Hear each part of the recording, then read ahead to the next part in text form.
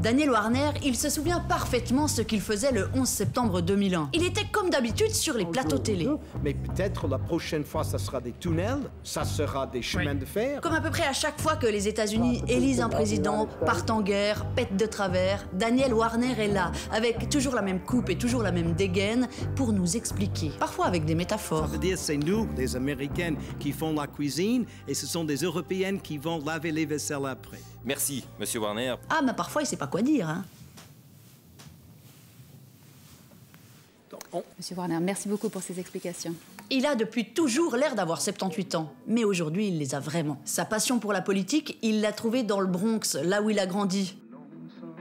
Lui, il a des parents profs qui vivaient dans de bonnes conditions, mais les inégalités, il y a été très tôt confronté. Son premier job, c'est prof, notamment dans une école de Harlem qui était réservée à des enfants noirs. Il évite ainsi d'aller se battre au Vietnam, mais le système le dégoûte. Et l'Amérique ségrégationniste aussi.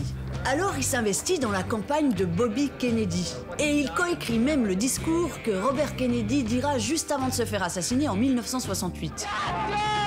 Soudain, un appel. Un docteur. On demande un docteur.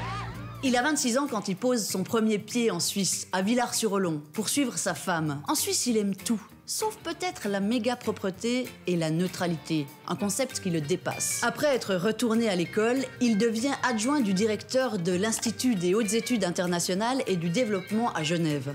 Il tient le crachoir à Oxford, à Cambridge, dans toutes les universités qui font chic. Il a aussi été conseiller à l'OTAN et au HCR.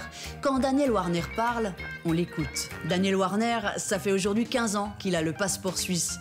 Il a échangé le Bronx contre Carouge, CNN contre la RTS, mais il y a une chose qu'il n'échangera contre rien au monde, c'est son accent new-yorkais. Daniel Warner, on vous demande tout le temps d'être pertinent, de tout analyser.